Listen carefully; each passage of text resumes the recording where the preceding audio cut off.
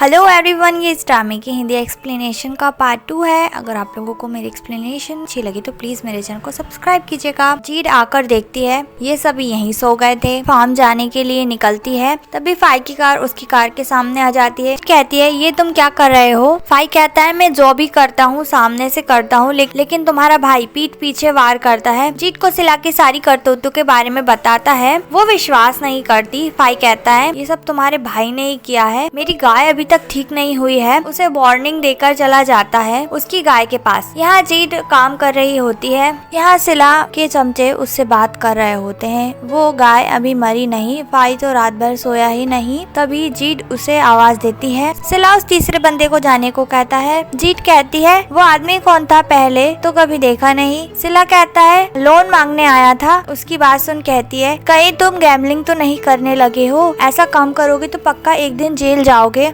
सुनाकर चली जाती है। सिला कहता है बच गया। उसने कुछ सुना नहीं। इधर शॉप में दोनों को एक ही हैट पसंद आ रही होती है। इस पर दोनों लड़ने लगते हैं। फाई की मॉम आकर मैत्री को समझाती है और उसे मना कर ले जाती है। मैत्री कहते हैं मैंने पहले देखी थी वो हैट। वह कहती है कोई बात नहीं, तुम दूसरी ले लेना। जीड नौ के पास आती है अपनी ड्रेस लेने के लिए। फाई के बारे में पूछती है वह आया कि नहीं। तभी ड्रेसिंग रूम से फाई बाहर आकर कहता है मुझे ढूंढ रही हो? ड्रेस को देखकर कहता है ये तो सी थ्रू है। फाई से कहती है तुम अपने काम से काम रखो। फाई कहता है हाँ ठीक है, वैसे जब तुम इसे पहनोगी तो एक फ्लैट बोर्ड की तरह लगोगी। उसकी बात सुनकर जेड उसे मारने लगती है। उसे जैसे ही किक मारने वाली होती है उसकी हालत देखकर पीछे हट जाती है। उसे परवर्ट बुलाती है, वहाँ से चली जाती है। फाई भी अपनी हालत देखकर थोड़ा ऑकवर्ड हो जाता है, वहाँ से बचकर निकल जाता है। यहाँ जेड के डैड भीड़ देखकर पूछते हैं क्या चल रहा है। सब उसे बताते हैं ये सभी लोग अपनी जमीन बेचने आए हैं कराई पॉप को। वो पूछता है ये कराई पॉप कौन है? तभी वहाँ कराई पॉप आता है, उसे अंकल कहकर बुलाता है। जीड के डैड उसे पहचान नहीं पाते। नेक्स्ट सीन में हमें इन्हें घर पर दिखाते हैं। जीड के डैड कहते हैं ये मेरे दोस्त का बेटा है। सिला कहता है कहीं ये भी तो आपसे पैसे मांगने नहीं आया? डैड कहते हैं नहीं, वो तो यहाँ पर जमीन खरीदने आया है रिजॉर्ट बनवाने के लिए। ये बात सुनकर सिला का बिहेवियर पूरा चेंज हो जाता है। तभी यहाँ जीड भी आ जाती है। कराई पॉप जीड को बड़े ध्यान से देख रहा होता है। देन सभी को लंच के लिए इनवाइट करता है। नेक्स्ट सीन हमें रेस्टोरेंट का दिखाते हैं। जीड को सारी बात पता चलती है। वह कहती है जो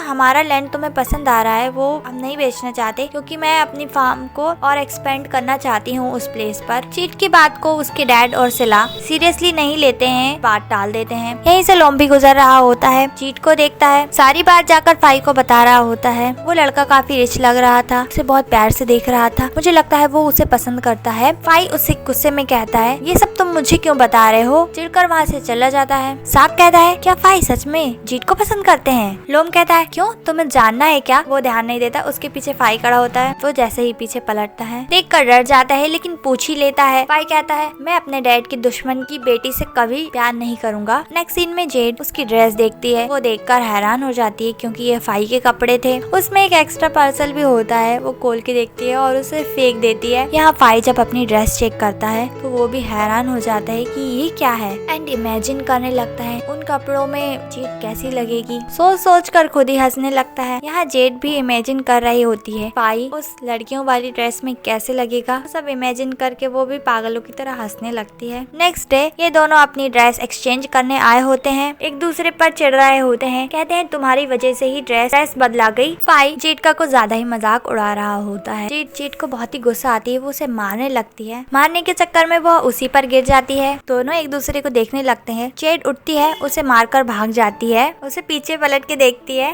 फाई को उसे देखकर बहुत हंसी आ रही होती है। वो वहाँ से चली जाती है शर्मा कर। नेक्स्ट सीन में हमें सिला को दिखाते हैं। साक की गाड़ी के सामने आ जाता है। साक निकल के पूछता है तुम ये क्या कर रहे हो? सिला कहता है मुझे ये सारा दूध चाहिए है और निकालने लगता है। साक उसे बहुत रोकने की कोशिश करता है। सिला उसे मारने लगता है। तभी यहाँ पे फाई आ जाता है। इन दोनों के बीच में फाइट होने लगती है। फाई उसे एक पंच मारता है और सिला का मुंह सीधे गोबर में जाता है। उसकी हालत देख के उसके दोनों चमचे आते हैं। बॉस बॉस चिल्लाते हुए उसे ले जाते हैं। यहाँ डेयरी ऑपरेटर्स का सेमिनार चल रहा होता है। जेड कहती है हम कब तक इंतजार करेंगे, हमें कई सारे टॉपिक्स पर बात करनी है, हमें शुरुआत कर देनी चाहिए। हम पिछले 30 मिनट से वेट कर रहे हैं। तभी पीछे से फाई आ जाता है। सभी से इंतजार के लिए माफी मांगता है। यहाँ सिला उसके डैड के साथ आ रहा होता है। उसके डैड गन चला रहे होते हैं हवा में। फाई के डैड बाहर आकर कहते हैं ये सब क्या हो रहा है? सिला के डैड कहते हैं कहाँ है तुम्हारा बेटा, तुमने उसे कहाँ छुपा रखा है? है, देखो उसने मेरी बेटी की क्या हालत कर दी है। तभी वहाँ दिन आता है सा के साथ और सारी सच्चाई बताता है। मैत्री कहता है सुन लिया तुमने? सिला के डैड कहते हैं मुझे इन सभी बातों पे विश्वास नहीं है, मुझे मेरे बेटे पर विश्वास है। फाई की मॉम कहती है हमारे पास कोई एविडेंस नहीं है इसलिए हम कुछ नहीं कह सकते हैं। उसे जाने के लिए कहती है। ये दोनों सेमिनार से बाहर आते हैं। जेड अपनी कार को स्टार्ट करने की कोशिश करती है मगर वो हो ही नहीं रही होती। वो अपनी कार को चेक कर रही होती है। फाई आकर पूछता है कुछ हेल्प चाहिए क्या? कहती है मुझे तुम्हारी मदद की कोई जरूरत नहीं। फाई उसे कहता है देखो कितनी रात हो गई है, ये एरिया भी ठीक नहीं है, यहाँ आसपास जंगल बहुत हैं, मैं तुम्हें घर छोड़ दूंगा। फाई उसे जाते जाते भी पूछता है, वो मना कर देती है, अकेले ही चल रही होती है। सिला के पास उसका कॉल आता है। ठीक है मैं डैड को भेज देता हूँ तुम्हें लाने के लिए, और स्माइल करने लगता है। जेड डरते हुए जा रही होती है। फाई पीछे से आता है, वह डर जाती है, उसे मारने लगती है। वो कहता है मुझे तुम्हारी चिंता हो रही थी, चलो मेरे साथ, मैं तुम्हें घर छोड़ दूंगा। वो मान ही नहीं रही होती। वो कहती है मेरा हाथ छोड़ो, मुझे नहीं जाना तुम्हारे साथ। गाड़ी आ जाती है, उसमें से कराई पॉप आता है। वो कहता है क्या हुआ, ये कौन है? जेड से पूछता है। जेड कहती है कोई नहीं, चलो यहाँ से। फाई उसकी नकल उतारता है, वहाँ से चला जाता है गुस्से में। जेड घर पहुँच जाती है। डैड जेड की चिंता कर रहे होते हैं। कराई पॉप बताता है मैंने जेड को एक लड़की के साथ देखा था। जेड बताती है उसके डैड को फाई उसे घर छोड़ने को बोल रहा था लेकिन मैंने उसे मना कर दिया। यहाँ पे सिला आता है, कराई पॉप की तारीफ कर रहा होता है। जेड उस पर ध्यान नहीं देती, वहाँ से उठकर जाने लगती है। सिला उसे रोकता है। वो कहती है मुझे कल सुबह एयरपोर्ट जाना है इसलिए मैं तो जा रही हूँ। यहाँ फाई के घर में ये लोग बात कर रहे होते हैं। डैड कहते हैं फाई तुम्हारे साथ क्या दिक्कत है, तुमने ऐसा चेहरा क्यों बना रखा है? फाई कहता है मुझे नाम की याद आ रही है। डैड कहते हैं मैं देख रहा हूँ तुम तीनों भाइयों को, तुम अपनी बहन की कुछ ज्यादा ही चिंता करते हो। दिन कहता है फाई से मुझे तो कुछ और ही गड़बड़ लग रही है। लोम कहता है तुम्हें नहीं पता ये उसके दिल की प्रॉब्लम है,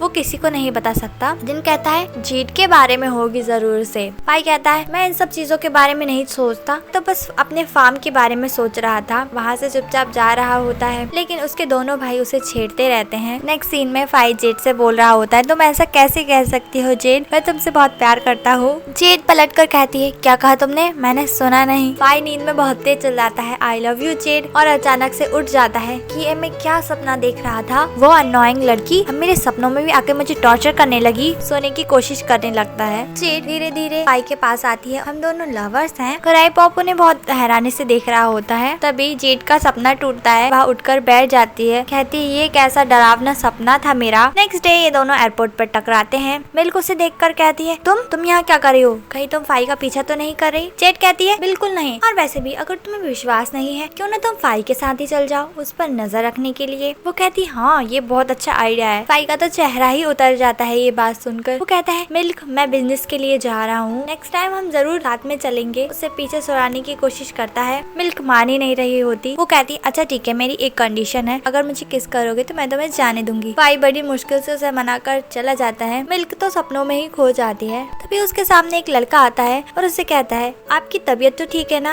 आपको कुछ हेल्प चाहिए क्या? मिल्क तो फाई को ढूंढने लगती है, जाने की कोशिश करती है, उस लड़के से टकरा जाती है, उसका सामान गिर जाता है। वो कहता है कोई बात नहीं मैं उठा लूंगा, मैं थोड़ी जल्दी में हूँ। वहाँ से चला जाता है। जेड अपनी सीट पर आकर बैठती है और बदकिस्मती से उसके बाजू में फाई ही बैठा होता है। जेड वहाँ से उठकर कहती है मुझे अपनी सीट बदलनी है। फाई कहता है तुम्हें इतनी हिम्मत नहीं है तुम यहाँ बैठ सको, इसलिए मुझे अवॉइड कर रहे हो। जेड उसकी बात सुनकर वापस आकर बैठ जाती है। फाई बिस्किट खा रहा होता है, उसे खांसी आ जाती है। खांसते खांसते जेड को देख रहा होता है। जेड की तरफ मुंह करके ही खांसने लगता है। जेड के कपड़े गंदे हो जाते हैं। वह उसे साफ करने लगती है, उसे ना जाने क्या क्या बोलती है, अपना गुस्सा निकाल रही होती है। फाई उसका मुंह बंद कर देता है और अचानक से उससे दूर हटकर अपनी नाक बंद करते हुए कहता है तुमने क्या खाया था? जेड बहुत एम्बैरेस्ड हो जाती है। उससे कहती है अगर तुम अब चुप नहीं हुए ना तो मैं चिल्ला चिल्ला के बोलूंगी कि तुम मुझे मॉलेस्ट कर रहे थे। और अपना बदला लेने के लिए उसे काफी बार चिमटी खोलती है। ये सारी हरकतें ये लड़का देख रहा होता है और बहुत हंस रहा होता है उन दोनों पर। जेड अपना लगेज लेने जाती है। ये लड़का जेड से पूछता है क्या आपकी होटल में बुकिंग हो चुकी है? वो कहती है हाँ, और होटल का नाम भी बताती है। वो कहता है अरे वाह क्या कोइंसिडेंस है, मैं भी वहीं जा रहा हूँ। उसे अपना नाम प्रियोग बताता है। जेड अपना नाम बताती है, उसे चलने के लिए कहती है। फाई एयरपोर्ट से बाहर आता है, उसे वहाँ कोई लेने आया था। वो उसे रास्ता दिखाता है। जब वैन का गेट खुलता है जेड और फाई एक दूसरे को देखकर हैरान हो जाते हैं। फाई कहता है दुनिया सच में बहुत छोटी है।